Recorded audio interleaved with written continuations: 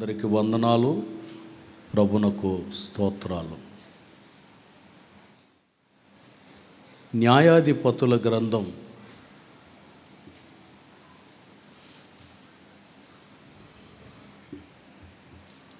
21వ అధ్యాయం. న్యాయాధిపతుల గ్రంథం 21వ అధ్యాయం 2వ వాక్యం నేను చదువుతాను, ప్రారంభ వాక్యం గనుక మీరందరూ ఆ వాక్య భాగాన్ని గమనించండి. ప్రజలు బేతేలునకు వచ్చి దేవుని సన్నిధిని సాయంకాలం వరకు కూర్చుండిరి. ప్రజలు బేతేలునకు వచ్చారట. ఎందుకు వచ్చారు అనంటే, దేవుని సన్నిధిలో సాయంత్రకాలం వరకు కూర్చునే ఉన్నారట. మనమంతా ఎక్కడికి వచ్చాము చెప్పండి? దేవుని సన్నిధిగా సినిమాక ఎక్కడికి? గట్టిగా చెప్పండి, కొంచెం సౌండ్ పెంచి చెప్పండి. దేవుని సన్నిధికి మనం వచ్చి ఉన్నాం.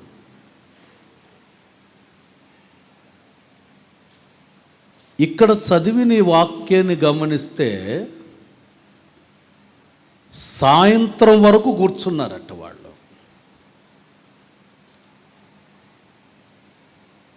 పన్నెండున్నర అయితే అందరూ కళ్ళు గడియారాల మీదకి వెళ్ళిపోతుంటాయి. ఎప్పుడు ముగిస్తారు, ఎప్పుడు వెళ్దాం అన్నట్టుగా ఉంటుంది. అయితే వాళ్ళు ప్రభు సన్నిధిలోనికి వచ్చి సాయంత్రకాలం వరకు అట్లాగే దైవ సాన్నిధ్యంలో కూర్చొని ఉన్నారట. దేవుని వాక్యం అంటది, మనం కూర్చుండవలసినటువంటిది ఎక్కడ? ఈ సందేశం యొక్క టైటిల్ ఏంటంటే, కూర్చుందును నీ సన్నిధిలో ప్రతిదినము. కూర్చుందును నీ సన్నిధిలో ప్రతిదినం. కూర్చుండవలసినటువంటి స్థావరాన్ని గురించి తెలియచేస్తున్నాడు.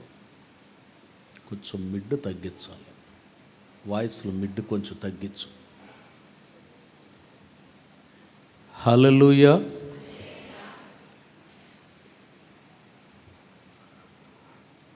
రకరకాలైనటువంటి స్థావరాలు కనబడుతున్నాయి.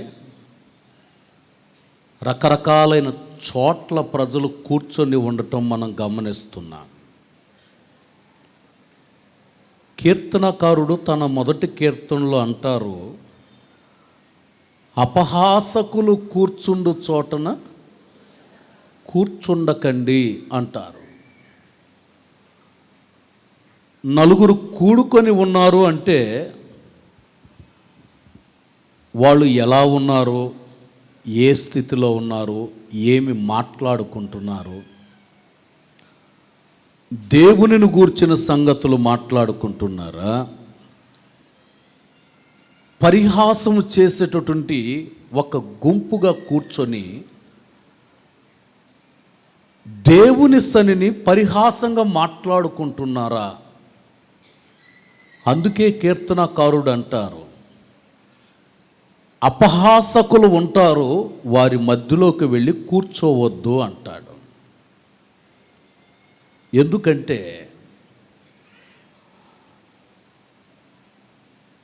వాళ్ళు పరిహసిస్తూ, దేవుని నామాన్ని దూషిస్తూ, దేవుని నామాన్ని అవమానపరుస్తూ ఉంటే, నీవు వారి మధ్యలోకి వెళ్ళి ఉంటే నీవు కూడా వారిలాగే పరిహాసాస్పదంగా మార్చబడతావు అంటాడు.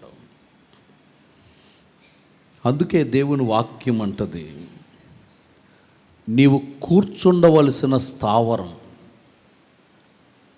లోతు ఊరి బయటికి వెళ్ళి గవిని వెలుపట కూర్చున్నాడట. ఇంటి దగ్గర పిల్లలను వదిలిపెట్టేశాడు, భార్యను అక్కడ వదిలిపెట్టాడు, ఊరు బయట ఉంటున్నాడు. ఇంటిలో ఏం జరుగుతుందో, ఇంటి వాతావరణం ఎలా ఉందో, అక్కడ పరిస్థితులు ఏమిటో పట్టనట్టుగా గవిని వెలుపట కూర్చొని వచ్చేపోయే సమాచారాన్ని తెలుసుకుంటూ కూర్చుండిపోయాడు. అందుకే తన జీవితంలో భార్య శిలైపోయింది, పిల్లల జీవితాలు పాడైపోయినాయి, ఆయన వ్యక్తిగత జీవితం కూడా పాడైపోయింది. ఎక్కడ కూర్చోవాలో, ఎవరి మధ్యలో ఉండాలో తెలియనటువంటి పరిస్థితుల మధ్యలో ఉంటున్నారట. పౌలు గారు అంటారు, జనులు తినటానికి, త్రాగటానికి, లేచి ఆడటానికి, నాట్యాలు ఆడటానికి, డ్యాన్సులు వేసుకోవటానికి తెగించి నిలవబడుతున్నారు. చదువుతారు కొరింథీ మొదటి పత్రిక 10వ అధ్యాయం 7వ వాక్యం. జనులు తినుటకు త్రాగుటకు కూర్చుండి ఆడుటకు లేచిరి అని వ్రాయబడినట్లు వారిలో కొందరి వల్ల మీరు విగ్రహారాధికులై ఉండకుడి. చూడండి, తినటానికి, త్రాగటానికి, ఆడటానికి లేచి నాట్యాలు ఆడుతున్నారట. కొందరు విగ్రహారాధికులైపోయారు. విగ్రహారాధికులు అంటే గుడికెళ్ళి గుడిలో దండం పెట్టిన గుడిలో దండం పెట్టుకోవటం కాదు, దేవుని కంటే అధికంగా మనం దేనినైతే ప్రేమిస్తున్నామో అది ప్రతి వ్యక్తిగత జీవితంలో ఒక విగ్రహముగా మార్చబడిపోయింది. అందుకే దేవుని మాటలు అంటున్నాయి, కొందరు విగ్రహారాధికులు అయిపోతున్నారు. విగ్రహ సంబంధమైనటువంటి క్రియ నీలో ఉండకూడదు. ఆత్మీయులు ప్రతి ఒక్కరు కూడా మనం ఎక్కడ ఉండాలో, ఏ స్థితిలో ఉండాలో, ఎవరి మధ్యలో ఉండాలో, ఎక్కడ కూర్చోవాలో అది మనకు తెలిసి ఉండాలి. జనులు బేతేలునకు వెళ్ళి దేవుని సముఖములో సాయంత్రం వరకు కూర్చున్నారట. దేవుని సన్నిధిలో కూర్చుంటే మనకి కలిగే ప్రయోజనాలు ఏమిటో క్లుప్తంగా 1, 2, 3 మాటలు నేను తెలియచేస్తాను. దేవుని నామానికి మహిమ కలుగునుగాక. ఆమెన్. హల్లెలూయా. మొదటి మాట, గుడారపు ద్వారమందు కూర్చుండాలి. గుడారపు ద్వారమందు కూర్చోవాలి. ఆదికాండం 18వ అధ్యాయం 1వ వాక్యం. మరియు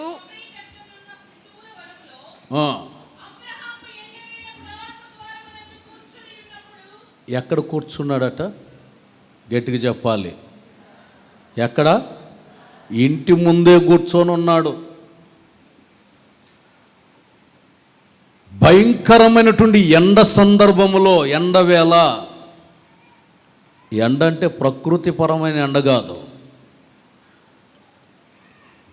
శ్రమలో ఉన్నప్పుడు, కష్టములో ఉంటున్నప్పుడు, బాధలో ఉంటున్నప్పుడు లోతులాగా గవిని వెలుపట్టుకు వెళ్లకుండా ఇంటి గుమ్మంలోనే కూర్చొని, గుడారపు ద్వారం దగ్గర కూర్చొని దేవుని సన్నిధిలో ఉండటం ప్రారంభించాడు. గుడారపు ద్వారము దగ్గర ఒక వ్యక్తి కూర్చుంటే, గుడారము అంటే మీరు కట్టుకున్న ఇళ్ళు కావచ్చు, లేక ఆత్మ సంబంధంగా హృదయం అనబడుతున్న గుడారం.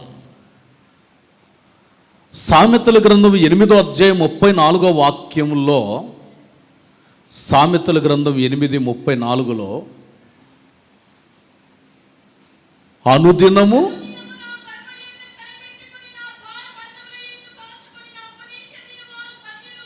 చూడండి, ఇక్కడ చదివిన వాక్య భాగాన్ని గమనించినప్పుడు, అనుదినము గడప దగ్గర, గడప దేహానికి దీపం కన్ను, మానవుని జీవితాన్ని మంచికైనా చెడుకైనా కాపాడేది నోరు. కంటిని నోటిని కాచుకుంటే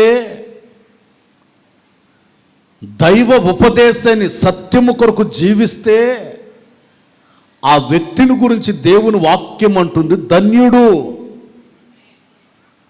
నీవు గుడారాన్ని కాచుకోవాలి, నీ కంటిని కాచుకోవాలి, నీ నోటిని కాచుకోవాలి. ఇవి రెండు కాపాడుకుంటూ ఉపదేశాన్ని అంగీకరించువాడు, పునాది మీద నిలబడేవాడు, సత్యము కొరకు జీవించేటటువంటి వాడు ధన్యుడవుతాడట. పితరుడైనటువంటి అబ్రహాము గుడారపు ద్వారమందు కూర్చుండి, అంటే రాత్రింబగళ్ళు నిద్రపోకుండా ఇంటి ముందు కూర్చొని ఉండమని కాదు దీని అర్థం. పాస్టర్ గారు చెప్పారు, అబ్రహాం గుడారం ముందు నేను కూర్చొని ఉన్నాడని. రాత్రింబగళ్ళు తలుపులని తెరిచేసి గుమ్మ ముందు కూర్చొని నిద్రపోకుండా కళ్ళు అట్లాగా అప్పగించుకొని చూస్తూ ఉండమని కాదు దాని అర్థం. నీ ఇంట ఉండి దేవుని సన్నిధిలో ప్రార్థించాలి.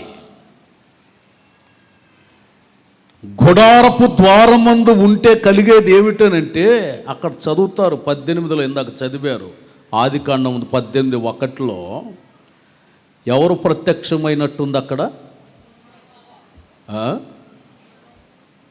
చదవండి, 18 చదవండి. 1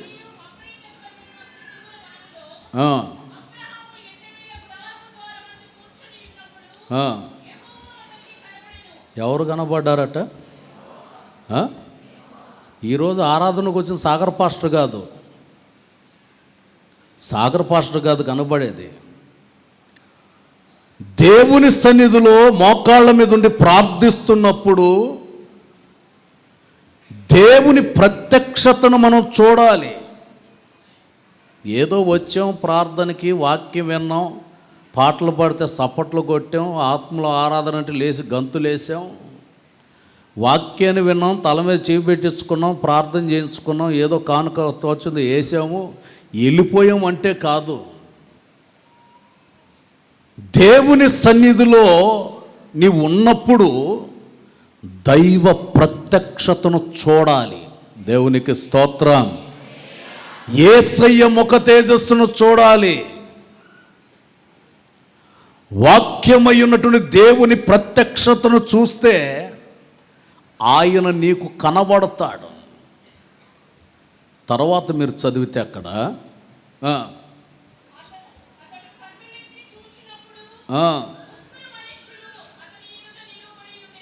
ఒకటి ప్రత్యక్షత, 2 ముగ్గురు వ్యక్తులు కనబడ్డారట. అంటే త్రిత్వమై ఉన్న దేవుడు, త్రియేక దేవుని యొక్క ప్రత్యక్షతను చూడగలిగాడు. కూర్చోవలసిన దైవ సన్నిధిలో కూర్చుంటే ప్రభువుని మనం చూస్తాం. త్రియేక దేవుడు, తండ్రి అయిన దేవుడు, కుమారుడైన యేసుక్రీస్తు, పరిశుద్ధాత్ముడు, త్రిత్వమైన దేవుని ప్రత్యక్షతను చూడగలుగుతాం. ఎప్పుడైతే దేవుని ప్రత్యక్షత కనబడిందో లేచి పరిగెత్తుకుంటూ వెళ్ళి వాళ్ళ పాదాల మీద పడిపోయాడు. అయ్యా, నీ దయా కటాక్షాలు నా మీద ఉన్న ఎడలా నా ఇంటిని దాటి వెళ్ళవద్దు అని బ్రతిమలాడుకున్నాడు. ప్రియ దేవుని ప్రజలారా, దేవుని సన్నిధిలో నీవు కోరుకోవాల్సింది ఏంటంటే, నీ దాసుడునయ్యా, నీ దాసురాలని నీ సన్నిధికి నేను వచ్చాను, నన్ను దాటి వెళ్ళొద్దయ్యా, నా ఇంటిని దాటి వెళ్ళొద్దు. నా కుటుంబంలో బోల్డని సమస్యలు, నేను చేసే వ్యాపారంలో సమస్యలు, ఉద్యోగాల్లో సమస్యలు, కాలేజీకి వెళుతున్నా, స్కూల్కి వెళుతున్నా అక్కడ సమస్యలు, ఇవన్నీ తీర్చబడాలంటే నన్ను దాటి వెళ్ళకుండా నా ఎదుట నువ్వు ఉండాలి. మీరు ప్రభువుని కోరుకోవాలి.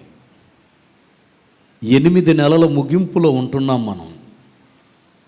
ఇక 3 రోజులు అయిందంటే మరొక నెలలోకి మనం వెళ్తాం. ఈ 8 నెలల ముగింపులో ప్రభువుని బ్రతిములాడుకుంటూ నా ఇంట అడుగు పెట్టండి. ప్రభువుని ఇంట్లో అడుగు పెడితే అద్భుతం జరుగుతుంది. ప్రభువుని ఇంట్లో అడుగు పెడితే ఆశ్చర్య కార్యాలు జరుగుతాయి. ప్రభువుని ఇంట్లో అడుగు పెడితే కన్నీరు నాట్యంగా మార్చబడుతుంది. విశ్వసించిన ప్రతి జీవితంలో దేవుడు అద్భుత క్రియ చేయటం ప్రారంభిస్తాడు. ఇంటికి తీసుకెళ్ళాడు, చెట్టు కింద కూర్చోబెట్టాడు, చక్కగా నీళ్లు తెచ్చిచ్చాడు. ఆతిథ్యం ఇస్తానయ్యా అని చెప్పి చక్కగా ఆతిథ్యాన్ని ఇచ్చాడు. శుభ్రంగా భుజించి వెళ్ళిపోయేటప్పుడు తనను ఆశీర్వదిస్తున్నారు. ఆ ఇంటిలో ఉన్నది లోటు, ఆ ఇంటిలో నవ్వు లేదు. సంవత్సరాలు గడిచిపోయినా సంతోషం లేదు ఆ ఇంట్లో. వెళుతూ వెళుతూ వారిని ఆశీర్వదించి వెళుతున్నాడు. మీదిటికి మేము మరలా వచ్చేసరికి మీ కుటుంబంలో నవ్వు కలుగుతుంది, నవ్వు కలుగుతుంది, సంతోషం కలుగుతుంది. అభయవాక్కుని ఇచ్చి వెళ్ళిపోయాడు. ఈ రోజున మన జీవితంలో మనం దేవుని సన్నిధిలో మనం ఉంటే ఆయన మనకి అభయవాక్కునిస్తాడు. నీవు ఏ స్థితిలో తప్పిస్తూ మూలుగుతున్నావో ఆ స్థితిలో నీ జీవితానికి మేలు చేయటానికి ఆ ప్రత్యక్షతలో ఉన్న ఆశీర్వాదాన్ని నువ్వు పొందుకోగలుగుతావు. దేవుని నామానికి మహిమ కలుగును గాక. ఆమేన్, హల్లెలూయా. రెండో విషయం, చేను కోయు వారి యొద్ద కూర్చుండుము. చేను కోయు వారి యొద్ద కూర్చుండుము. రూతు గ్రంథం 2వ అధ్యాయం 14వ వాక్యం. రూతు గ్రంథం 2:14.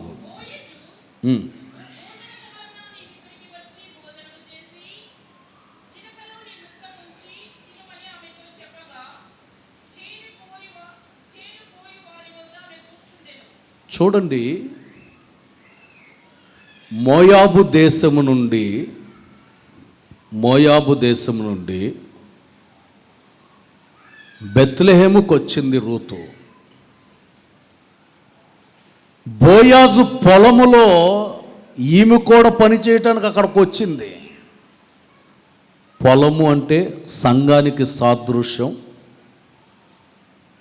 బోయాజు అంటే సంఘ కాపరి అనుకుందాం, సంఘ కాపరి.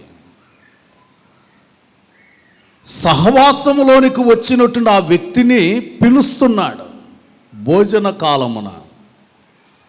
అమ్మా రా, నువ్వు కూడా రా, వచ్చి మాతో కూడా ఈ ఆహారంలో పాలు పొందురా పిలిచాడు. ఆమె రావటం ఎవరి దగ్గర కూర్చుందట చెప్పండి, గట్టిగా చెప్పండి. ఎక్కడ? జోకులు వేసే వాళ్ళ దగ్గర కాదు, అపహాసకులు కూర్చున్న చోటును కాదు. పంట కోసే వాళ్ళు ఉన్నారే, వాళ్ళు ఎలా పంటను కోస్తున్నారో వాళ్ళు ఉన్నారే, వాళ్ళ దగ్గరకు వచ్చి కూర్చుందట ఆమె. దేవునికి స్తోత్రం. హల్లెలూయా. నీవు కూర్చుండవలసింది ఎక్కడనంటే, పంటను కోస్తున్నారు వాళ్ళ దగ్గరకు వచ్చి కూర్చోవాలి.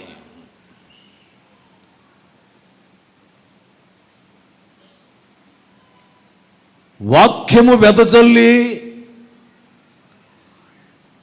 పంట కోసే సమయం వచ్చిన ఆ సమయం ముందు కోత కోస్తున్నారు, వాళ్ళ దగ్గరికి వెళ్ళి అక్కడ చక్కగా కూర్చుందట.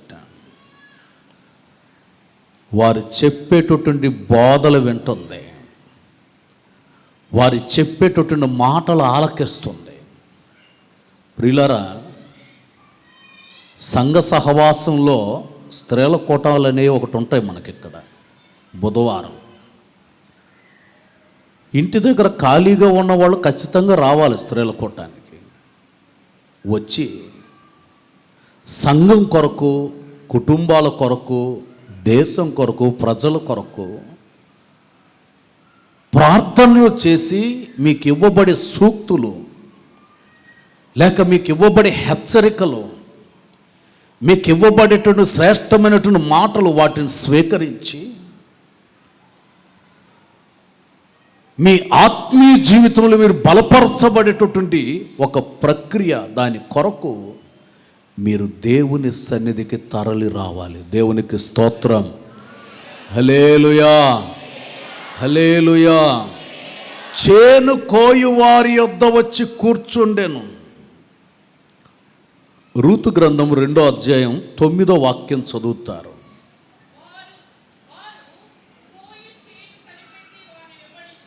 చూడండి, ఇక్కడ రెండో మాట ఏంటంటే,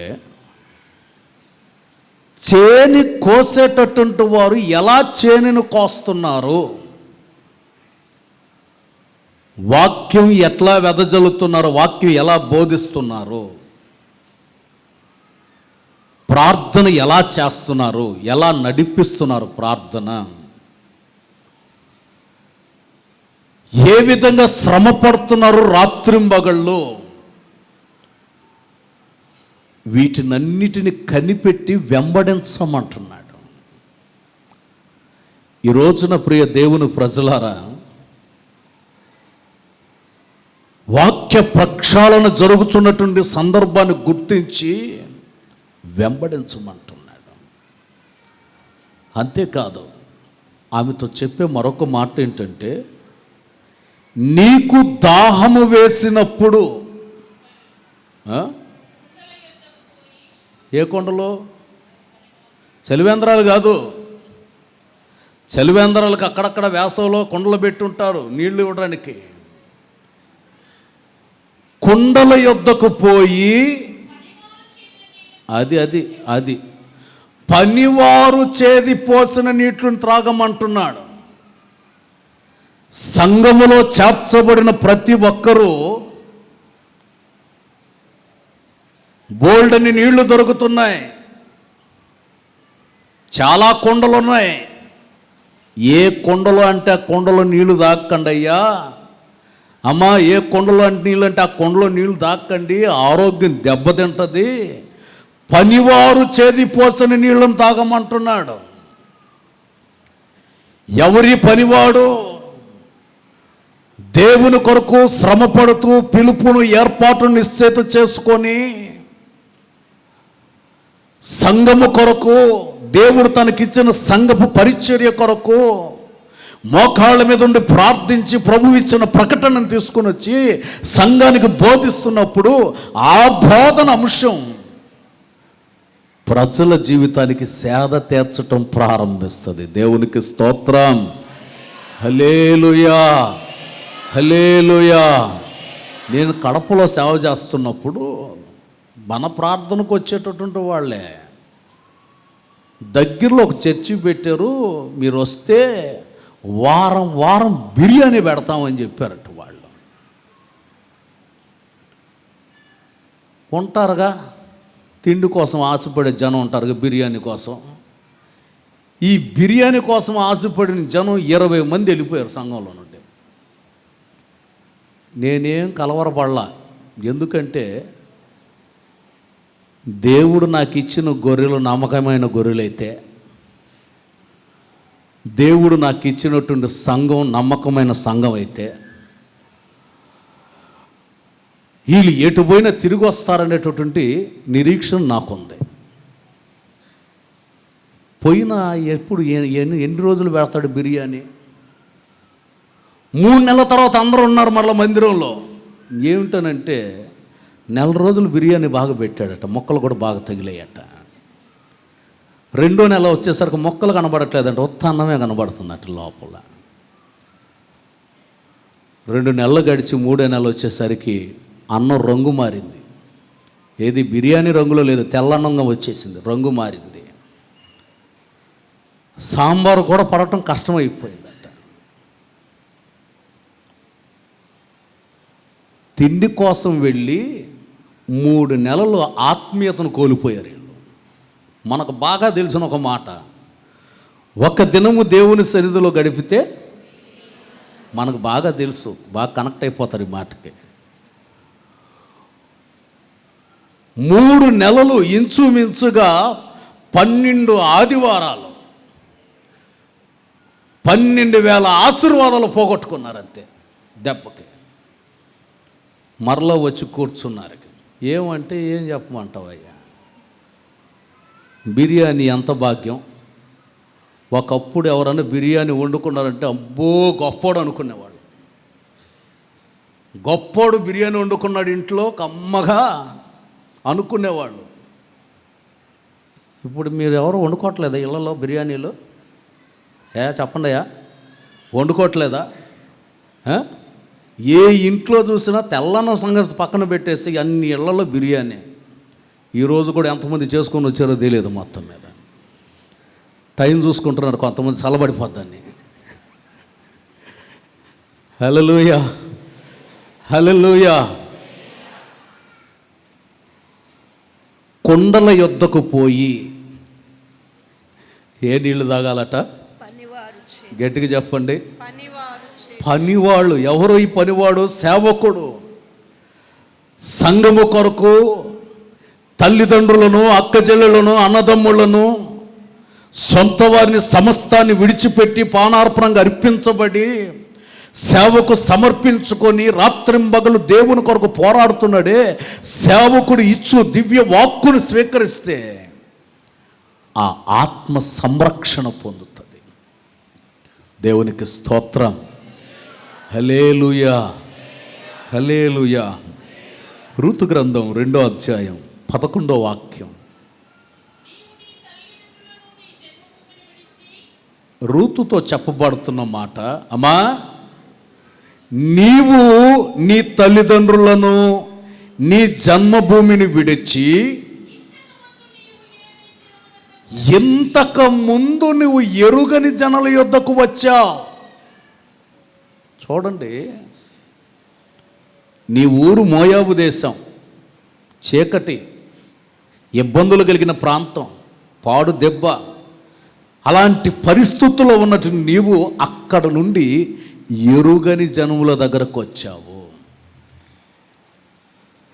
ఎరుగని ప్రజల దగ్గరకు వచ్చావు. ఇప్పుడు ఇక్కడ చేరినటువంటి వాళ్ళందరూ కూడా ఒకప్పుడు లోకములో ఉన్నటువంటి వాళ్ళమే, ఒకప్పుడు లోకానుసారంగా జీవించిన వాళ్ళమే. ఈ పద్ధతులు, ఈ విధానాలు ఇవన్నీ కూడా తెలుసుకున్నాం, ఒక్కొక్కటిగా తెలుసుకున్నాం. కొత్తగా ఎవరైనా ఇక్కడ ఆరాధనకు వస్తే వాళ్ళకి చిత్రంగా ఉంటుంది.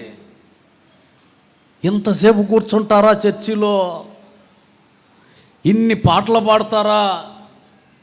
అమ్మో ఇంతసేపు నిలబడి ఆరాధన చేస్తారా? ఇదేమి ఎగురుడు రా బాబు, గుర్రాలు ఎగిరినట్టు ఎగురుతున్నారు, చప్పట్లు కొట్టడం చెమటలు పోసిపోతున్నాయి. ఇంత సమయం ప్రార్థనలో ఉండాలా అని చిత్రంగా చూసేటటువంటి వాళ్ళు కూడా లేకపోలేదు. దేవుని వాక్యం అంటది, ఆమెతో చెప్తారు, అమ్మా నీవు ఎరుగని ప్రజల దగ్గరకు వచ్చావు, నీకు ప్రార్థన ఎలా చేయాలో తెలీదు, వాక్యం ఎలా చదువుకోవాలో తెలియదు, దేవుని ఎలా స్తుతించాలో తెలియదు, ఉపవాస ప్రార్థన ఎలా చెయ్యాలో తెలియదు, దేవునికి కానుక ఎలా ఇవ్వాలో తెలియదు, దేవునిని ఆరాధించే విధానం తెలియదు. ఇవన్నీ తెలియని నీకు అన్ని పద్ధతులు నేర్పబడుతూ వస్తూ ఉన్నాయి. ఈ కర్నూలులో దేవుని పరిచర్య మొదలైన దగ్గర నుండి ఒక్కొక్కటి నేర్పబడతా వస్తూ ఉన్నాయి పద్ధతులన్నీ కూడా. ప్రియ దేవుని ప్రజలారా, ఈ పద్ధతులు ఈ విధానాలకి అలవాటు పడాలి. కొంతమంది చెప్తూ ఉంటారు సంఘస్థులు, ఏమన్నా కానీ పాస్టర్ గారు మీ హోసనాలో పత్తెలు ఎక్కువండి, అటు చూడొద్దంటారు ఇటు చూడొద్దంటారు, వాళ్ళతో మాట్లాడితే తప్పు వీళ్ళతో మాట్లాడితే తప్పు అంటారు, సినిమాకు పోవద్దంటారు అది తప్పు అంటారు, అప్పుడప్పుడు తాగొద్దు అంటారు అది కూడా తప్పు అంటారు, ఇలాంటివన్నీ అంటారు. ఇంత పత్యాలు ఉండాలంటే మా వల్ల కావట్లేదు, మీ దాంట్లో పత్యాలు ఎక్కువ అంటారు. నిజమే, దేవుని రాకడ కొరకు సిద్ధపరచబడి రాకడలో ఎత్తబడే గుంపులో మనం ఉండాలి అని అంటే మన జీవితంలో పద్ధతులు విధానాలు పరిస్థితులన్నీ మార్చుకోవాలి. దేవునికి స్తోత్రం, హల్లెలూయా. నీవు నీ తల్లిదండ్రుల్ని అన్నదమ్ముల్ని అక్క చెల్లెల్ని అందరిని వదిలిపెట్టొచ్చావు.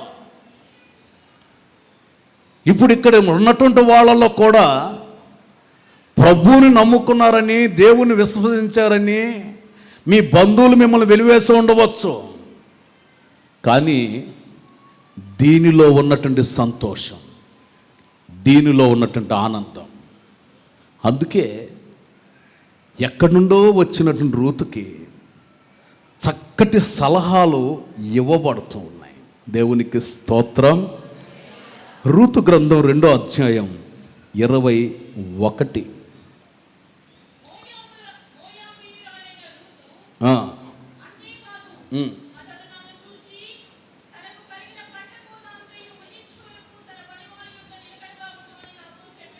చూడండి, ఆమెకు ఒక హెచ్చరిక పొలములోనికి వచ్చింది. సంఘ సహవాసంలోకి వచ్చిన వ్యక్తికి ఒక హెచ్చరిక. ఏమిటా హెచ్చరిక అంటే, కోతకాలం ముగిసేంత వరకు, చేనులో పంట కోసేంత వరకు నీవు ఇక్కడనే నిలకడ కలిగి ఉండాలి. కోతకాలం అంటే ప్రభురాకడ వరకు, దేవుడు ప్రత్యక్షమయ్యేంత వరకు నీవు సహవాసాన్ని సంఘాన్ని విడిచిపెట్టకుండా దేవుని వాక్యములో స్థిరపరచబడి బలపరచబడేటట్లు నీవు నిలకడ కలిగి ఉండాలి. కుడికి కానీ ఎడమకు కానీ తొలగిపోకూడదు. నీవు దైవ సన్నిధిలో కూర్చుంటే దైవ రాకడను కూర్చున్న ప్రత్యక్షతలు వినబడతాయి. సహవాసపు అనుభవాలలో కూర్చుంటే పరలోకపు పౌరసత్వపు అనుభవాలు బోధించబడతాయి. నీవు దైవ సన్నిధిలో కూర్చుంటే శత్రువు నుండి నీవు ఎలా తప్పించబడాలో ఉపాయం కలుగు చేయబడే మార్గాలు నీకు బోధించబడతాయి. ప్రియులారా, సహవాసానికి రాకుండా దూరంగా ఉంటే ఈ పునరుద్ధానపు వేళ పరిశుద్ధాత్ముడు నిన్ను సూటిగా హెచ్చరిక చేస్తున్నాడు. నీవు ప్రభు రాకడ కొరకు సిద్ధపడే గుంపులో ఉండాలి. నేడో రేపో యేసయ్య త్వరగా రాబోతున్నాడు. ఆ నిరీక్షణ కలిగి నీవు నిలిచి ఉండాలి. ఈ మాటలన్నీ నయోమితో చెప్తుంటే నయోమి ఒక మాట చెప్తుంది. 22 చదువుతారు.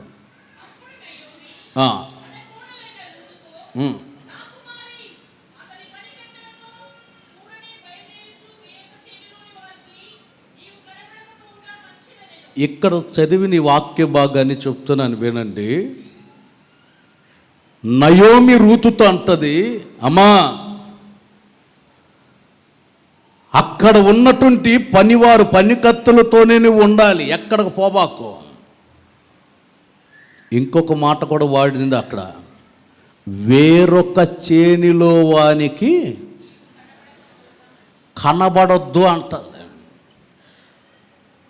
చాలా చేనులు ఉన్నాయి, చాలా సహవాసాలు ఉన్నాయి, చాలా సంఘాలు ఉన్నాయి. నీవు నమ్మి విశ్వసించి వాక్యాన్ని అనుసరించి ఇది నా తల్లి సంఘం, నా పునాది అని అనుకుంటున్న వ్యక్తులు కూడా వేరొక చేనులో కనబడుతున్నారు. దేవుని వాక్యం అంటుంది, నీవు వేరొక చేనులో కనబడకపోవటం మంచిది. ఎందుకంటే సాతానుడు గర్జించు సింహము వలె తిరుగులాడుతున్నాడు. ఇంకొకరు కనబడితే వాడు వలేసి లాగుతాడు. శత్రు కబంధ హస్తాలలో నీవు పడిపోకుండా ఉండాలంటే నీవు మరుగై ఉండాలి. వేరొక చేనులో కనబడకపోవటం అంటే మరుగై ఉండాలి. ఎక్కడ? సహవాసంలో, ఎక్కడ? ఉపవాస ప్రార్థనలో, ఎక్కడ? క్రీస్తు అనబడుతున్న బండ సందులలో నీవు దాచబడి భద్రపరచబడితే ప్రియులారా, నీకంటూ ఒక భద్రత కలుగుతుంది. దేవుని నామానికి మహిమ కలుగును గాక. ఆమేన్. హల్లెలూయా, హల్లెలూయా. నీవు సహవాసపు అనుభవాలలో ఉంటే కలిగేది ఏంటంటే 12వ వాక్యం, 2వ అధ్యాయం 12వ వాక్యం. దేవుడు నీకు చేసిన దానికి ప్రతిఫలం ఇస్తాడు.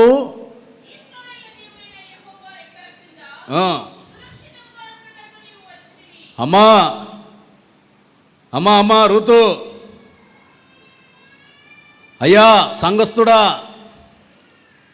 సంఘ సహవాసానికి పిలువబడిన వారులారా, నీవు సురక్షితమైనటువంటి రెక్కల నీడలో ఉండటానికి వచ్చావు. ఇప్పుడు ఒకప్పుడు నీకు ఆరోగ్యం లేదు, ఆయాసపడిపోతూ ఇప్పుడా రేపా అన్నట్టుగా కలవరపడుతున్న పరిస్థితులు నీకున్నాయి. అయితే ఇప్పుడు నీవు సురక్షితంగా ఉండటానికి ఇక్కడికి వచ్చావు. దేవుని రెక్కల క్రిందనే మనం ఉండాలి, కానీ రెక్కల క్రింద నుండి తప్పించుకొని వెళ్ళకూడదు. రెక్కల క్రింద నుండి కానీ తప్పించుకొని వెళితే సాతానుగాడు రెడీగా ఉంటాడట బొట్టలు వేసుకోవడానికి. వాడు బొట్టలు వేసుకున్నాడంటే శుభ్రంగా పులుసు పెట్టుకొని తింటాడు, పండగ చేసుకుంటాడు.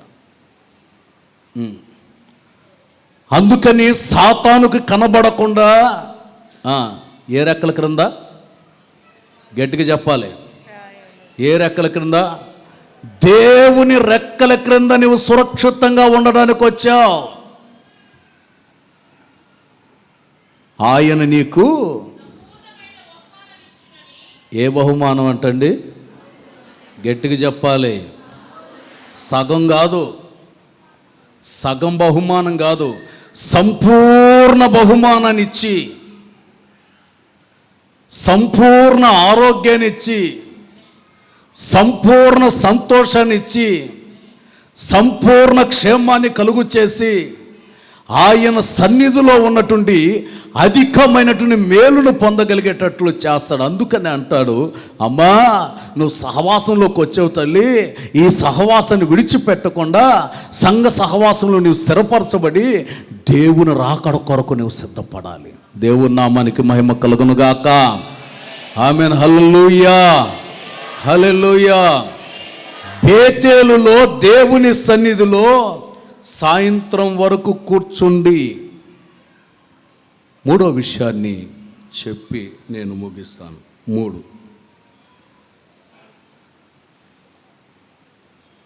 మూడో విషయం ఏంటంటే, కన్నీటితో ప్రభు పాదముల దగ్గర కూర్చొని ఉన్న విశ్వాసుల బృందం. కన్నీటితో దేవుని పాదాల దగ్గర కూర్చొని ఉన్న విశ్వాసుల బృందం. యోహాను సువార్త 11వ అధ్యాయం 32వ వాక్యం. యోహాను సువార్త 11:32.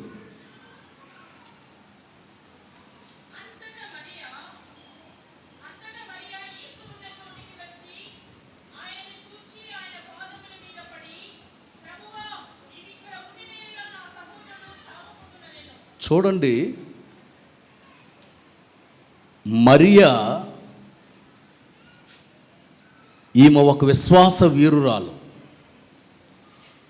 ఈమెతో ఒక బృందం ఉంది, విశ్వాసపు బృందం. అది మార్తమ్మ కూడా ఉంది, ఆమెకు కూడా ఒక టీం ఉంది, ఆమె కూడా ఒక బృందం, మార్తమ్మ బృందం.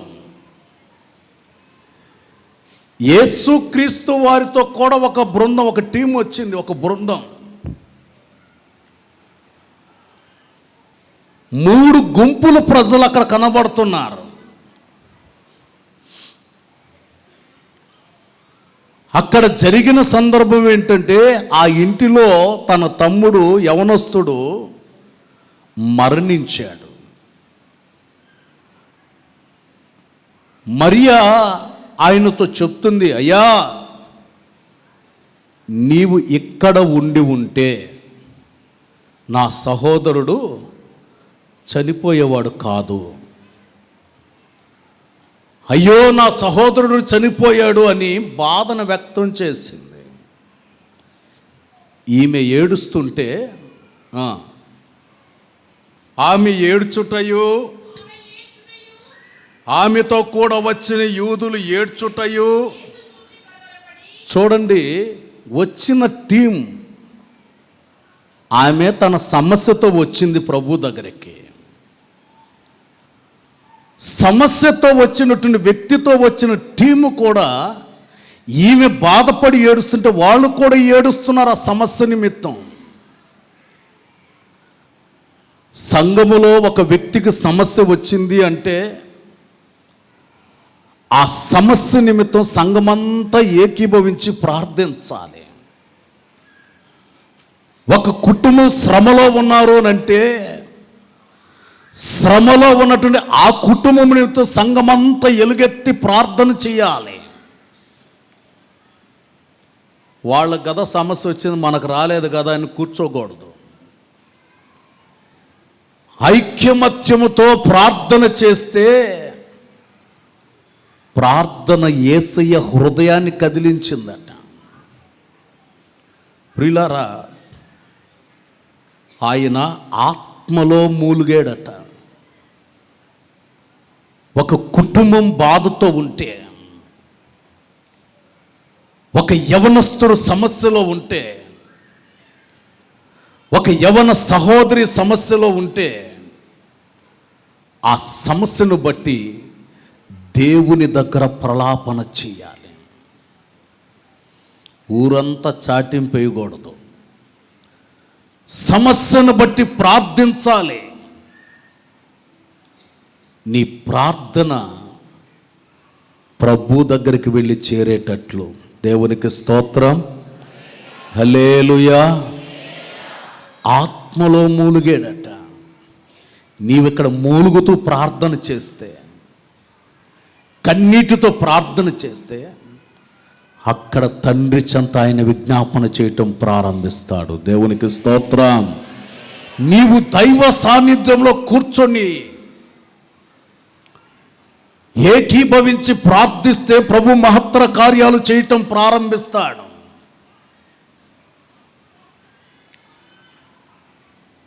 మార్తమ్మ బృందం కూడా వచ్చింది. వీళ్ళందరికంటే ముందు వాళ్ళే వచ్చారు. నువ్వు ఇక్కడ ఉంటే బాగుండేదయ్యా, మా తమ్ముడు చచ్చిపోయేవాడు కాదనింది. ప్రభు అంటాడు, అమ్మా ఎక్కడ పెట్టాడు, పద వెళ్దాంపా, వాడిని లేపుతాను, మరణంలో నుండి జీవంలోకి వస్తాడు. ఈమె వెంటనే లేఖనాలు స్టార్ట్ చేసింది. వాక్యం బాగా తెలుసు మార్తమ్మకే.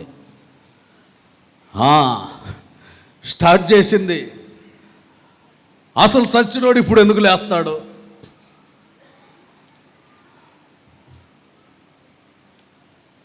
పునరుద్ధానమందు కదా, అంత్య దినాలు వచ్చినప్పుడు, కరవరి దినాలు వచ్చినప్పుడు పునరుద్ధానమందు ప్రత్యక్షత కలుగుతుందని చెప్తున్నారు కదా, అప్పుడు కదా లేపబడేది, ఇప్పుడు ఎందుకు లేపబడతారని మాట్లాడుతుంది. ఒక మాటలో చెప్పాలంటే వాక్యాన్ని నమ్మని అవిశ్వాసపు బృందం ఇది. ఏ బృందం? ఎడికి చెప్పండి. వాక్యాన్ని నమ్మని అవిశ్వాసపు బృందం ఇది. యేసు ప్రభుతో వచ్చిన వాళ్ళు ఏమనుకొని వచ్చారు తెలుసా? యేసు ప్రభు అన్నాడు వాళ్ళతోటి, శిష్యులారా, మన స్నేహితుడు లాజరు నిద్రలో ఉన్నాడు, మనం నిద్రలో నుండి లేపాలి అన్నాడు.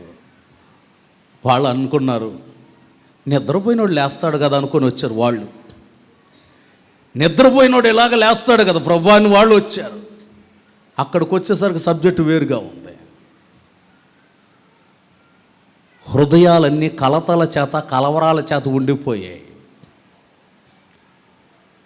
ప్రభు యొక్క ఆత్మ మూలుగుతుంది. యేసు కన్నీళ్లు విడిచాను, కన్నీళ్లు విడుస్తున్నాడు ఆ సమస్యను బట్టి. వెంటనే ఆయన అంటాడు, ఆ బండని తీసివేయండి. ఏ బండ? అవిశ్వాసం అనే బండ ఉందే, అది తీసేయండి. సమాధి మీద ఉన్న బండ కాదు ఇది. ఎలా సాధ్యం అనబడుతున్నారే, ఆ అవిశ్వాసపు బండ తీసేయండి. ప్రార్థన చేస్తే అద్భుతాలు జరుగుతాయా అనేటువంటి అవిశ్వాసపు బండ ఉందే, దాన్ని తీసివేయండి. చనిపోయే వాళ్ళు లేపబడేది అంత్య దినాల్లో కదా, ప్రభు రాకడ ప్రత్యక్షమైనప్పుడు కదా అనేటటువంటి ఆ అవిశ్వాసం జాడ తీసివేయండి.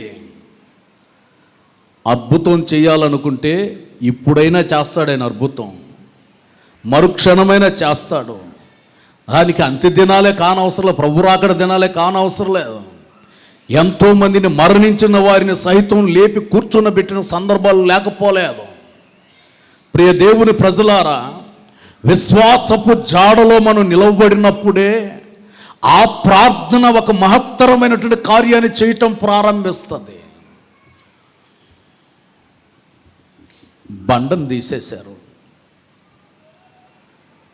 లాజరు బయటికి రా అని పిలిచాడు. చదవండి 11వ అధ్యాయం 43వ వాక్యం.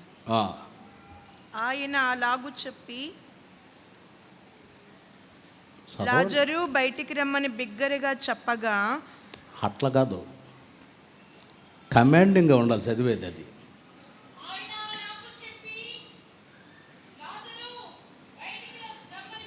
చాలా చచ్చిపోయినోడు లేచి రావాలంటే, లాజరు, హలో లాజరు లేచి రామ్మా, యేసు ప్రభుని వచ్చాను నేను ఇక్కడ, రా లోపల ఉన్నాను, రామ్మా బయటికి రా. కొన్నిసార్లు కొన్ని మాటలు అధికారపూర్వకంగా మాట్లాడాలి. దేవునికి స్తోత్రం. హల్లెలూయా, హల్లెలూయా. అధికారపూర్వకంగా మాట్లాడాలి కొన్ని మాటలు. కొరింథీ పత్రికలో కూడా ఒక మాట ఉంటుంది, ఎక్కువ సమాధి కార్యక్రమాల దగ్గర వాడుతూ ఉంటాం ఆ మాటలు. ఓ మరణమా నీ ముళ్ళెక్కడ అంటే అది లేవడక, కమాండింగ్ అక్కడ చెప్పేటప్పుడు అధికారపూర్వకంగా, ఓ మరణమా నీ ముళ్ళెక్కడా, ఓ పాతాళమా నీ విజయం ఎక్కడా. లాజరో, ఓ లాజరో, లాజరో అని పిలిచాడా ప్రభు? ఎటు పిలిచాడు? లాజరు బయటికి రా అని బిగ్గరగా చెప్పాడట. నా స్వరం కూడా సరిపోయి ఉండదు ఒకవేళ. దేవునికి స్తోత్రం. హల్లెలూయా, హల్లెలూయా. కొన్నిసార్లు కొన్ని విషయాలు మనం అధికారపూర్వకంగా మాట్లాడాలి. మనం ఎవరి రక్తం చేత కడగబడిన వారం? యేసు రక్తం చేత కడగబడిన వారం.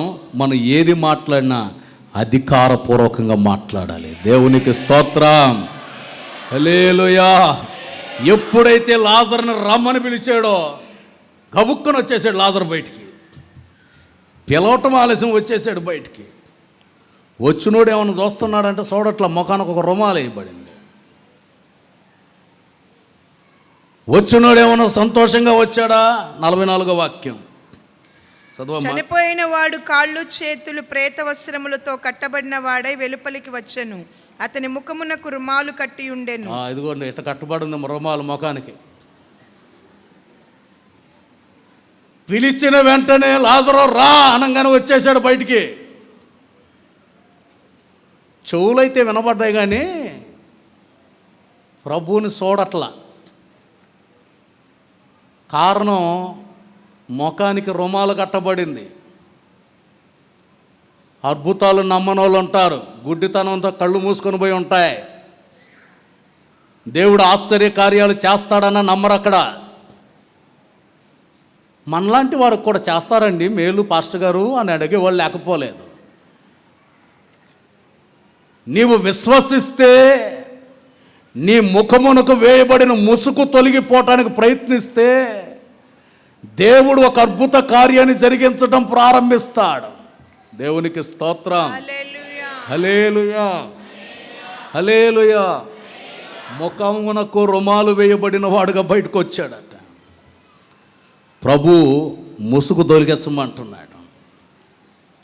దైవ కార్యాలు చూడాలంటే ముసుగు తొలగించబడాలి. ప్రభువుని స్తుతించాలంటే, ఆరాధించాలంటే కాళ్లకు చేతబడిన చేతులకు కట్టబడిన కట్లు తెంచబడాలి. ఎప్పుడైతే చేతులు కట్టబడిన కట్లు తెంచబడతాయి, చేతులెత్తి ఆరాధిస్తారు. పాటలు పాడేటప్పుడు చప్పట్లు కొడుతూ దేవుని ఆరాధించగలుగుతారు. దేవుని సన్నిధిలో మోకాళ్ళ మీద ఉండి ప్రార్థించగలుగుతారు. 10 గంటలకు ఆరాధన అంటే 12:30 వచ్చేవాళ్ళు ఉన్నారు. ఇప్పుడు దేవునికి స్తోత్రం. 12:30 కూడా వస్తున్నారు కొంతమంది. అంటే కాళ్ళు కట్టేసి ఉన్నారు గట్టిగా, వాళ్ళకి త్వరగా రాలేకపోతున్నారు. లాస్ట్లో ఆశీర్వాదం ఇవ్వడానికి వచ్చేవాళ్ళు కూడా ఉంటారు. చివరి ఆశీర్వాదం ఇచ్చి వెళ్ళేవాళ్ళు ఉంటారు కొంతమంది. నీ కాళ్లకు చేతులకు కట్టబడిన ప్రతి కట్లు తెంచబడి దేవుని నామాన్ని స్తుతించి ఆరాధించి మహిమపరచగలిగేటట్లు. ప్రియులారా, ఒకప్పుడు లాజరు వేరు. ప్రభు మాటని విని బంధకాలు తెంచబడిన తర్వాత లాజరు జీవితం ఏమైందో తెలుసా?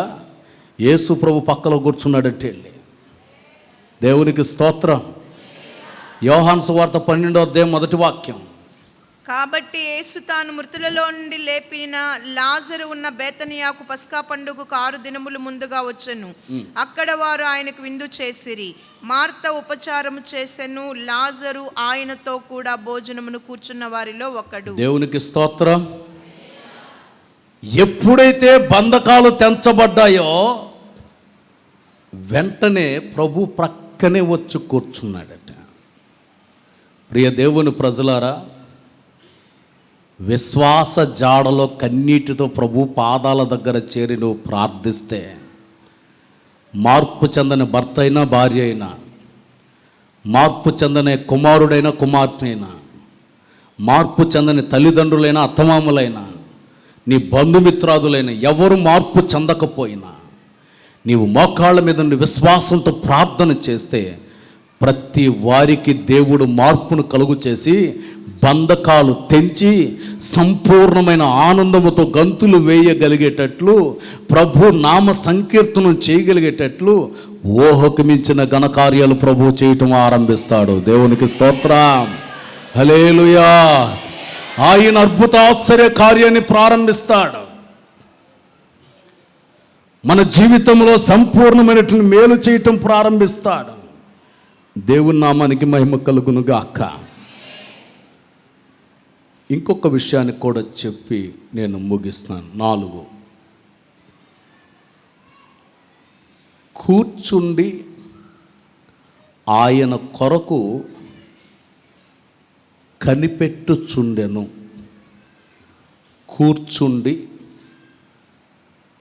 ఆయన కొరకు కనిపెట్టుకొనుచుండెను.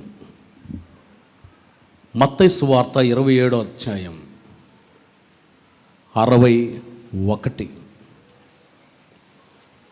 మత్తయి స్వర్తమానం 27:61. మగ్దలేని మరియా, ఇంకొక మరియా అక్కడనే సమాధి ఎదురుగా కూర్చుండి ఉండిరి. చాలు.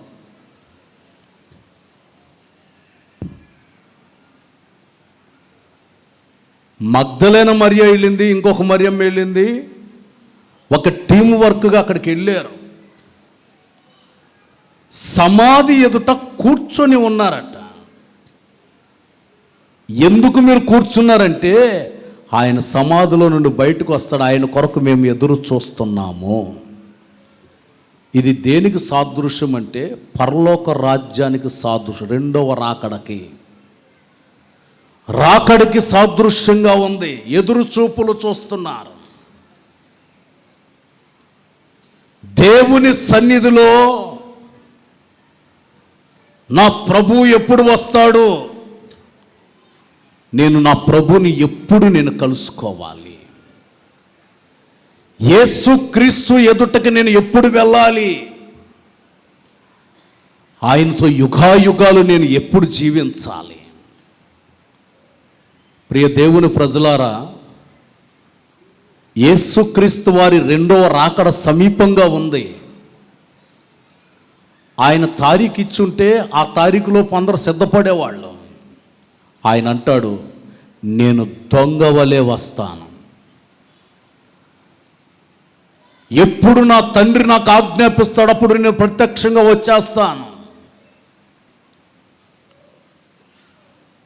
ఇప్పుడు ఇక్కడ ఆరాధనలో కూర్చొని ఉన్నప్పుడు ప్రభు రాకడ రావచ్చు. ప్రార్థన ముగించుకొని మీరు ఇంటికి వెళ్ళేటప్పుడు రావచ్చు. ఒకవేళ ఇంట్లో కూర్చొని భోజనం చేస్తున్నటప్పుడు కూడా రావచ్చు. ఎప్పుడు ఏ గడియలో దేవుని రాకడ సమీపంగా ఉందో తెలియదు. సిద్ధపాటు కలిగి ఉండాలి. దేవుని కొరకు నువ్వు సిద్ధపాటు కలిగి ఆ ఎదురు చూపులు చూస్తూ ఉండాలి. ప్రియ దేవుని ప్రజలారా, పాత విశ్వాసులైనా క్రొత్తగా వస్తున్నటువంటి వాళ్ళైనా ప్రతి ఒక్కరూ సిద్ధపాటు కలిగి జీవించాలి. ప్రభు వస్తే ప్రభుతో కూడా నేను ఉంటాను. ఆ శుభప్రదమైనటువంటి నిరీక్షణ మనకు అవసరమై ఉన్నది. నీవు కూర్చుండవలసినటువంటి సన్నిధిలో నీవు కూర్చోవాలి. ఎక్కడంటే అక్కడ మనం ఉంటే దేవుని ప్రత్యక్షతను కోల్పోతాం. ప్రియ దేవుని ప్రజలారా, ఒక సంసిద్ధపాటు కలిగినటువంటి వ్యక్తులుగా నీవు ఎదురు చూపులు చూస్తే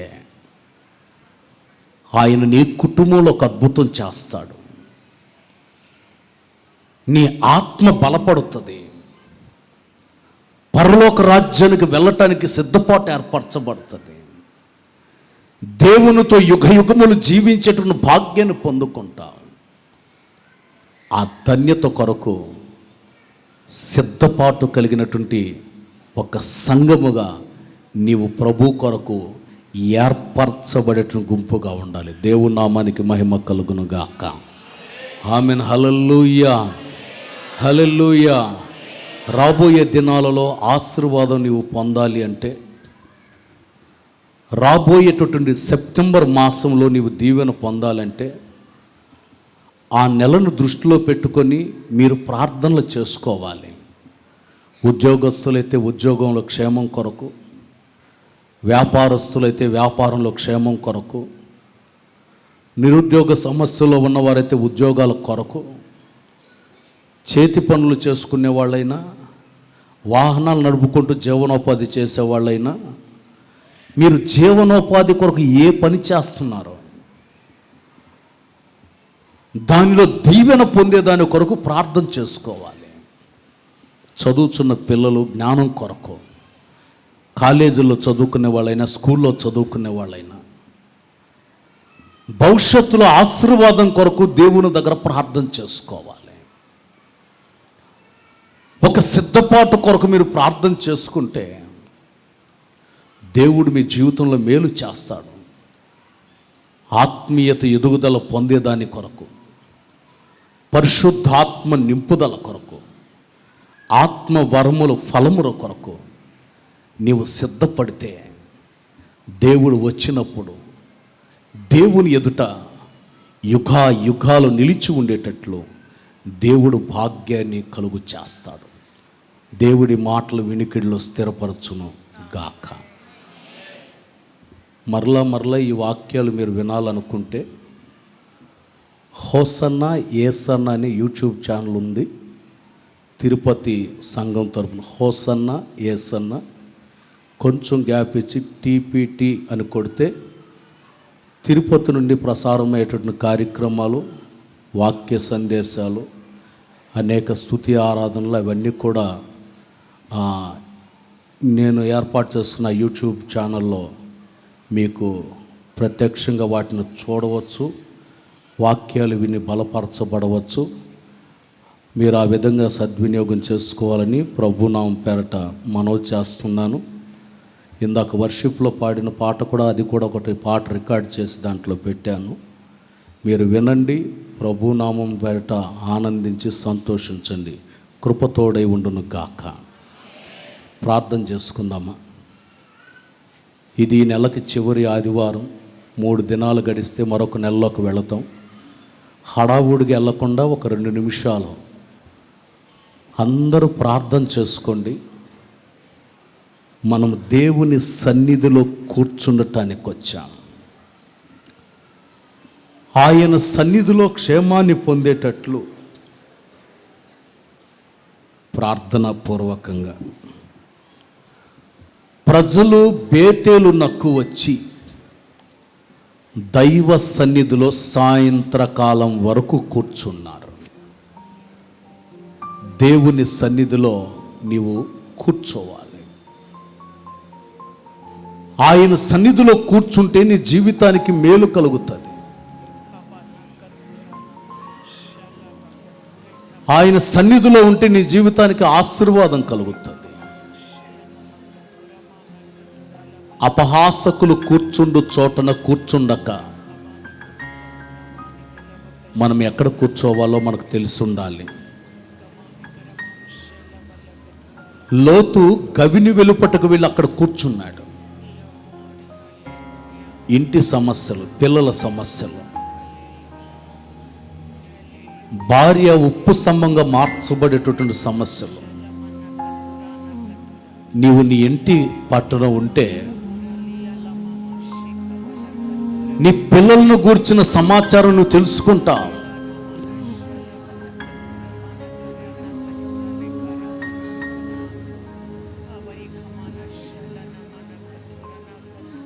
నీ భార్యని గురించైనా నీ భర్తని గురించైనా నువ్వు తెలుసుకోగలుగుతావు. లైట్గా హాల్ కొట్టు, లైట్గా. అబ్రహాము గుడారపు ద్వారము దగ్గర కూర్చున్నాడు.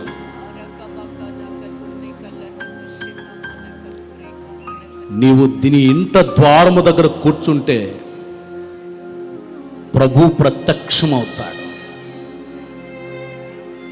నీవు మోకరిస్తే ఎవరు కనబడుతున్నారు నీ కంటికి?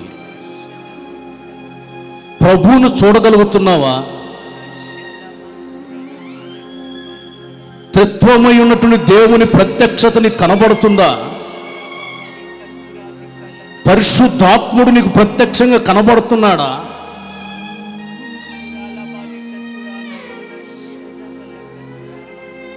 ప్రభు నీ ఇంట్లోకి రావటానికి ఇష్టపడుతున్నాడా? లోతుకు చెప్పినట్టుగా నేను రోడ్డు మీదే ఉంటాను, నీ ఇంట్లోకి రానని చెప్తున్నాడా? ప్రభుని నీ ఇంట్లోకి పిలుచుకో. బయట ఉండొద్దయ్యా, లోపలికి రాయ్యా అని పిలుచుకో. నా ఇంట్లో అడుగుపెట్టు. నా దోషము తొలగిపోవాలని దేవుణ్ణి అడిగితే దేవుడు నీ ఇంట్లో అడుగు పెడతాడు. నీ వ్యాపారములు అడుగు పెడతాడు. నీ ఉద్యోగ వ్యవసాయములు అడుగు పెడతాడు. నీ చదువుల రంగములు అడుగు పెడతాడు. నీ వాహనాల్లో అడుగు పెడతాడు. దేవుని కృప నీకు అవసరమై ఉన్నది. దేవుని దగ్గర ప్రార్థన చేసుకోండి. చేని కోయు వారి యొద్ద నీవు కనిపెట్టి ఎక్కడ ఉంటున్నావు? ఎవరి దగ్గర నీవు కూర్చుంటున్నావు? అపహాస్యం చేసేవాళ్ళ, స్తుతించని ప్రజల మధ్యలో ఉన్నావా? ఎవరి ప్రక్కన నీవు కూర్చుంటున్నావు? ఎవరితో ఉంటున్నావు? బోయాస్ అంటారు, అమ్మా నీవెక్కడే నిలకడగలిగి ఉండమ్మా, అటు ఇటు తిరగొద్దు, ఇక్కడే నిలకడగలిగి ఉండు. పంట కోసే దినాలు ఆసనం అవుతున్నాయి. కోతకాలం సమీపంగా ఉంది. కోతకాలం సమీపిస్తున్న దినాల్లో ఉంటున్నా. నీవు సహవాసములోని నిలకడ కలిగి ఉండు.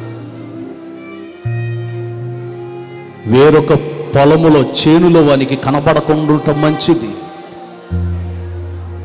ఎవరు కనబడుతున్నావు? శత్రువు గర్జించు సింహము వలె తిరుగుతున్నాడు కదా, ఎందుకు వానికి పలుసార్లు కనబడుతున్నావు? ఆత్మ సంరక్షణ లేకుండా ఉన్నావు, ఎందుకు కనబడుతున్నావు శత్రువుకి? నీవు ఉపవాస ప్రార్థనలో మరుగై ఉండు, సంఘములో మరుగై ఉండు, వాక్యములో మరుగై ఉండు, పరిశుద్ధాత్మలో మరుగై ఉండు. నీవు మరుగై జీవిస్తే దైవ కార్యాన్ని, దైవ ప్రసన్నత నీవు అనుభవించే వ్యక్తిగా మార్చబడతా.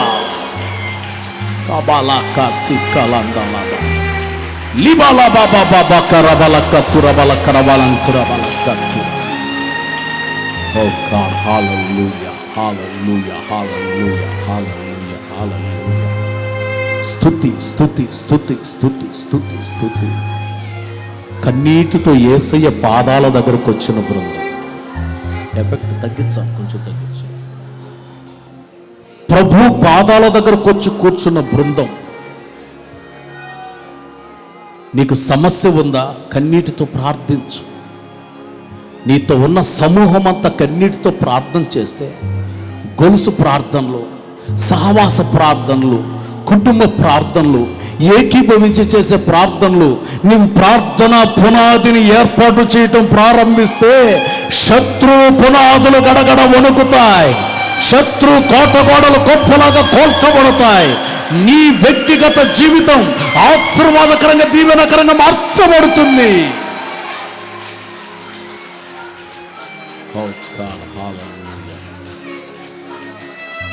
బంధకాలు తెంచబడిన ప్రభుని చూడలేని తనం, బంధకాలు తెంచబడిన పూర్ణ బలముతో ఆరాధించని క్షణం, బంధకాలు తెంచబడుతున్నా తన జీవితంలో కట్లలో నుండి విడుదల పొందక పూర్ణ హృదయంతో ప్రభుతో కూర్చుండే అనుభవం లేని స్థితిలో ఉంటున్నా. నీ జీవితం ఆనందమయముగా మార్చబడినట్లు, అద్భుత క్షేమాన్ని నీవు పొందగలిగేటట్లుగా దేవుని దగ్గర నీవు చేరి అర్థించగలిగితే ప్రభు నీ జీవితంలో మహత్తర కార్యాలు, అద్భుత కార్యాలు, ఆశ్చర్య కార్యాలు నీ బ్రతుకులో ఆయన చెయ్యాలని కోరుకుంటున్నటువంటి వాడుగా ఉన్నాడు. హౌ గాడ్, హల్లెలూయా, హల్లెలూయా. మరియా ఆయన కొరకు కనిపెట్టుచు ఎదురు చూస్తూ ఉంది. ప్రభు ఎప్పుడు వస్తాడు అని ఎదురు చూపులు. రాకడ దినాలు సమీపంగా ఉన్నాయి. ఎదురు చూడండి ప్రభు కొరకు. ప్రభు ప్రత్యక్షత కొరకు ఎదురు చూస్తే ఆయన్ని జీవితంలో అద్భుత కార్యాన్ని జరిగించి ఆశ్చర్యమైనటువంటి మేలులు చేయటం ప్రారంభిస్తారు. హౌ గాడ్, హల్లెలూయా, హల్లెలూయా, హల్లెలూయా. పరిశుద్ధుడా, ప్రేమాస్వరూపి, ఈ రెండవ ఆరాధనలో మా ఆరాధన అంగీకరించారు. మీ సేవకుల ద్వారా మీరు మాట్లాడిన వాక్కుల కొరకై స్తోత్రం. మీ సన్నిధిలో కూర్చున్న అనుభవాలు ఎలాగుంటాయి మీ వాక్యపు వెలుగులో మీరు మాకు తెలియచేస్తూ వచ్చారు. మేము ఎక్కడ కూర్చోవాలా? మా పూర్వీకులు మీ సన్నిధిలో ఉదయకాలం మొదలుకొని సాయంకాలం వరకు కూర్చున్నారు నాయన. ఈ రోజున మేము మా అనుదిన జీవితాలు, మా ఆధ్యాత్మిక జీవితాలు ఎక్కడ కూర్చొని ఉన్నాం? పరీక్ష చేసుకుంటున్నాం తండ్రి. అబ్రహాము గుడారపు ద్వారమును కూర్చున్నప్పుడు అతనికి మీరు కనిపించారు. ఈ రోజున యేసయ్యను ఒక్కసారి కూడా కలలో కానీ దర్శనంలో కానీ నేను చూడలేదు అని ఎవరు అనుకుంటున్నారు తండ్రి, వారు నాయన ఇలాంటి ఒక అనుభవం కలిగి ఉండేటట్లుగా మీరు క్రియ చేయండి. అనుదినము మీ గడప దగ్గర కూర్చునేటట్లుగా మీరు సహాయము చేయండి తండ్రి. అలాగే మీ పాదాల దగ్గర కూర్చునే అనుభవాన్ని ప్రతి బిడ్డకి అనుగ్రహించండి తండ్రి. మీ పాదాల దగ్గర కన్నీరు విడిచి ప్రార్థన చేసేటప్పుడు తండ్రి, మరణము నిరర్ధకమైపోతుంది తండ్రి. అద్భుతమైన కార్యాలు మీరు చేస్తారు తండ్రి. ఏదైతే అడిగి ఉన్నామో అవి తప్పకుండా మేము పొందుకుంటాం తండ్రి. కన్నీటి ప్రార్థనకి, పాదాల దగ్గర కూర్చొని కన్నీరు విడిచే అనుభవానికి అంత శక్తి ఉందని మీరు తెలియచేశారు. ఎవరి కాళ్ళు చేతులు కట్టబడిపోయాయి, ఎవరి ముఖాలకి ముసుగు వేయబడిపోయిందో ఆ ముసుగు తొలగిపోతుంది తండ్రి. మీతో కూర్చున్న అనుభవాలు కలుగుతాయని తండ్రి. రూతుకి సంపూర్ణమైన ఒక బహుమానం కలగడానికి కారణం వేరొక పొలములోనికి ఆమె వెళ్ళలేదయ్యా. ఈ ఆరాధనలో కూర్చున్న వారు హోసన్నా విశ్వాసులు వేరొక సంఘములో కనబడకూడదు నాయన, వేరొక చేనులో కనబడకూడదు తండ్రి. చేను కోసేవారి యొద్దే కూర్చోవాలి. అలాంటి నిర్ణయం ఈ రోజున ప్రతి బిడ్డ తీసుకోవాలి తండ్రి, తీసుకోవాలి తండ్రి. మీకు స్తోత్రం. మేము మీ పాదాల దగ్గర కూర్చొని తండ్రి, మీ రాకడ కొరకు కూడా ఎదురు చూడవలసిన వారం, ప్రభు ఎప్పుడొస్తారా అని ఎదురు చూస్తూ కూర్చుండవనవలసిన వారము తండ్రి. ప్రభా, మీ రాకడను గురించిన ప్రత్యక్షత ఈరోజు ఆత్మీయులలో కరువు అయిపోతుంది నాయన. ప్రభు రాబోతున్నారే, మనం సిద్ధపడాలి కదా అన్న ఈ యొక్క ఆలోచన సిద్ధపాటు లేకుండా నాయన దాన్ని విస్మరించి ఉన్నామేమో. మరొకసారి మీ వాక్యము ద్వారా మీరు మమ్మల్ని హెచ్చరించారు. మీరు త్వరగా రాబోతున్నారు, మీకోసం మేము ఎదురు చూస్తూ కూర్చోవాలి. ఆత్మీయ జీవితంలో కదల్చబడకుండా స్థిరపడిన అనుభవాలు ప్రతి బిడ్డకి దయచేయండి, దయచేయండి. ఎంతో శ్రద్ధగా మీ మాటలు విన్నాం. కన్నీళ్లతో మా బ్రతుకుని మీకు అప్పగించుకుంటున్నాం తండ్రి. కూర్చొని మీ కొరకు ఎదురు చూసే అనుభవాలు, కన్నీళ్లు కార్చే అనుభవాలు, ఒకే చేనులో కూర్చుండే అనుభవాలు, మీ గడప దగ్గర కూర్చునే అనుభవాలు మా అందరికీ మీరు ప్రసాదించండి. ప్రియమైన యేసయ్య, మీ సేవకులు కూడా మీ పాదాల యొద్ద ఎల్లప్పుడూ కూర్చొని మీ కొరకు కనిపెట్టి మీ రహస్య రాకడలో కొనిపోబడేంత వరకు మీ సేవకుని ప్రాణాత్మ శరీరాలు బలపరచండి. 8 మాసాలుగా మీరు మమ్మల్ని కాపాడి పోషిస్తూ వచ్చారు. సెప్టెంబర్ నెల కోసం ఇదిగో మేము సిద్ధపడుతున్నాం. ఈ ప్రార్థనా కూడికలో పాలు పొందిన ప్రతి బిడ్డ ఆశీర్వాదకరంగా మరొక నెలలో అడుగు పెట్టడానికి ఈరోజే మీరు సిద్ధపరిచినందుకొరకై స్తోత్రం. ఆత్మీయముగా, ఆర్థికంగా ప్రతి బిడ్డ వర్ధిల్లాలి, వర్ధిల్లాలి, వర్ధిల్లాలి ప్రభువా. ఈ ఆరాధనలు ఆద్యంతం ఆశీర్వాదకరంగా జరిగించారు. మీరు అక్కడ కొరకు మమ్మల్ని అందరినీ సిద్ధపరచమని త్వరలో రానయ్యున్న యేసుక్రీస్తు నామంలో అడిగి వేడుకొనుచున్నాము తండ్రి, ఆమేన్. తండ్రి అయిన దేవుని ప్రేమ, యేసుక్రీస్తు ప్రభువు వారి కృప, పరిశుద్ధాత్మ దీవెన ఇప్పుడు ఎల్లప్పుడూ నిరంతరం ఆయన సన్నిధిలో కూర్చుండి దైవాశీర్వాదముల కొరకు వీక్షిస్తున్న ప్రతి ఒక్కరికి, సకల పరిశుద్ధులకు కృపతోడై ఉండును గాక. ఆమేన్. హల్లెలూయా, హల్లెలూయా, హల్లెలూయా. 2 నిమిషాలు.